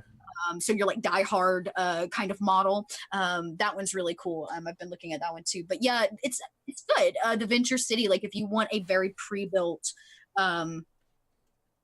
open world for superhero. And so what I did was I kind of took some flavor from Venture City, but I ran a 4-part origin story. So it was actually about regular people gaining their superpowers. And the end of the game was the moment where they had like leveled up. And they're like standing on the hilltop in their costumes and all this kind of stuff. But it was more about the process of becoming super. Yeah. But yeah, the Venture City stuff is really great. And because Fate is open, if you go to Fate-SRD, I believe, is the website. Yeah, Fate-SRD.com. That has everything. You can access the Venture City powers and catalog right there. Very cool. Yeah, Echo, in answer to the question about having a viewer special for D&D with viewers, I would say no to that. And the reason is just that there's too many. I've done D&D with viewers. I do every other month, and I have now, I don't know, good 20, 25 people at least that have done D&D with viewers stuff. And I can't have that many people on, and I can't have people being like, well, I got to go, but I didn't get to go. And I just, it doesn't work. Unfortunately, I'm certainly happy to have people mention it in chat. And I know that you've talked about that before, about, different things you had that were exciting and all that stuff. That's really cool, but I can't really talk about it. I mean, you may notice that, I brought obviously Trent on because I was interested in Highlander and he's played this other stuff with me. But I haven't had the opportunity. I generally don't take separate time to be like, okay, let's talk about the show, except in the context of the show. So we had kind of a concluding sort of wrap up episode for Tyranny of Dragons where we all talked about the experience of doing it or whatever. And that's because it was 2.5 years. And I have no doubt that at the ends of my campaigns as per Genesis or AME or whatever else, that there will be a similar thing like that. But that's a little bit different than D&D with viewers, which definitionally is different, every couple of months. But you're right, Winchkin, it is awesome. And it's awesome because you folks make it awesome. And that's something which, of course, Dot does every week, has new people on board. And me as the lightweight, I only do it every other month. But it's always fun to be able to do that. And I had this weird experience of, I may have mentioned this before, but having the dungeon that these folks have been going through, which was the winner of one of those one-page dungeon contests. So it was done by this guy, Will Doyle. And so Will Doyle is one of the contributors to Tales and Tomes that have been in the library. And I didn't even realize that later. And I'm like, oh, so yeah, this is that guy and he's contributing to the book. So because there's 5 people in this industry and everybody knows each other. Yeah, Judo, we had a blast with you too. It was really good times. All right, folks, last chance to get one more question in. I think we have time for one more to the fine folks that we have here today. Each of our current favorite systems to play in at this current time, City of Mist, Curse of Strahd. Well, so the question is, are you separating out D&D from other things or not? Because, I'll go first. My favorite system, and I understand that, people talk about its limitations. My favorite system remains D&D. I find that 5e is beautifully flexible, and I know this because I'm playing no fewer than 3 campaigns that use it. Actually 4. 2 D&D campaigns very different from each other. AME that uses a 5e core but goes in a very different direction with corruption mechanics and journey mechanics and so on. And then Esper Genesis, which is obviously space opera but with 5e rules. It works really, really well. So I happen to be a big fan of D&D with 5e. Thank you, my rainbow mustachioed daughter. Nailing it. Nailing it, sweetie. So that's my favorite. So, Dot, what is your favorite at the moment? Well, if you guys can't tell, I'm a smidge of a fan of Evil Hat, so I have to be honest. Fate is my home base. Most everything I run now is Fate. I think I'm down to only 2 D&D games a month at the moment. Okay. I've cut D&D almost entirely. I'm gaming about 30 hours a week, but only 2 games. Between the podcast we record once a month, and that's D&D, and then my Sunday Fun Days, where the open community game on the Dot Lot is also D&D. But that's it.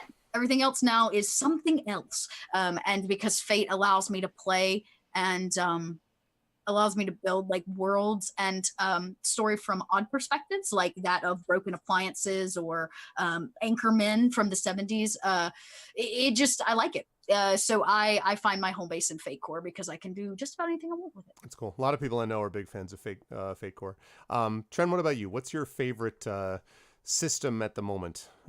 Whether it's modified homebrew or, straight off the shelf, as it were. Kind of in your camp.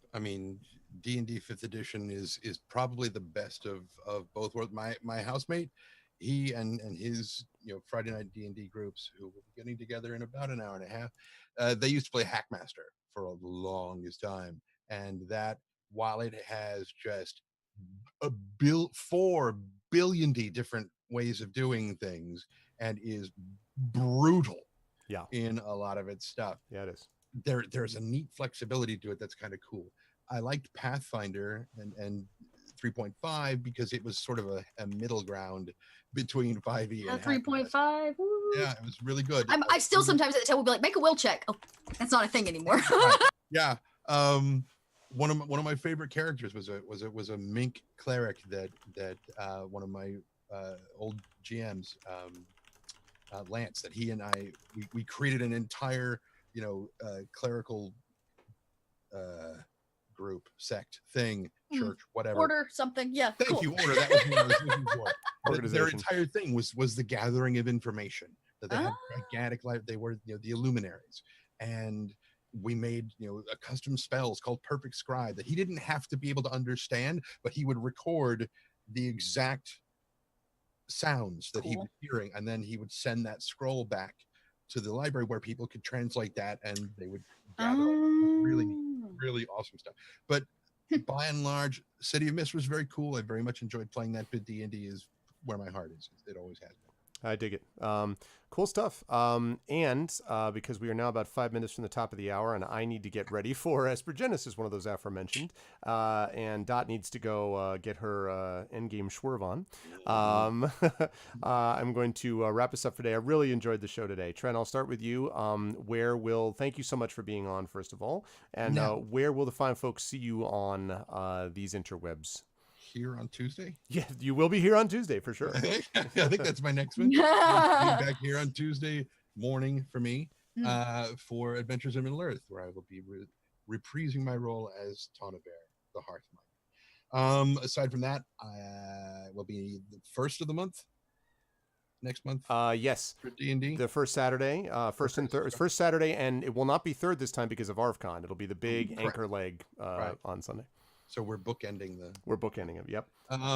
Aside from that, if you absolutely cannot wait to hear more of my voice, or voices, plural, I guess, while we were doing this show, the Shadowrun novel that I did an audiobook for was finally released on Audible. Yay. So, Oh, fantastic! That's cool. Awesome. yeah, I've forgotten its name. Shadowrun Fire and Frost by Kai O'Connell is now available on Audible. So you can go and get that and listen to me do crazy shit with my Trent is super good with that, and you're going to get a chance to hear Trent's voice in other contexts soon, he said mysteriously.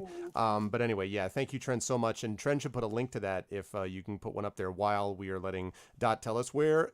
First of all, let me say thank you. As always, a pleasure, Dot. It was great. Enjoy Endgame tonight. Where will the fine folks see you next? Yes.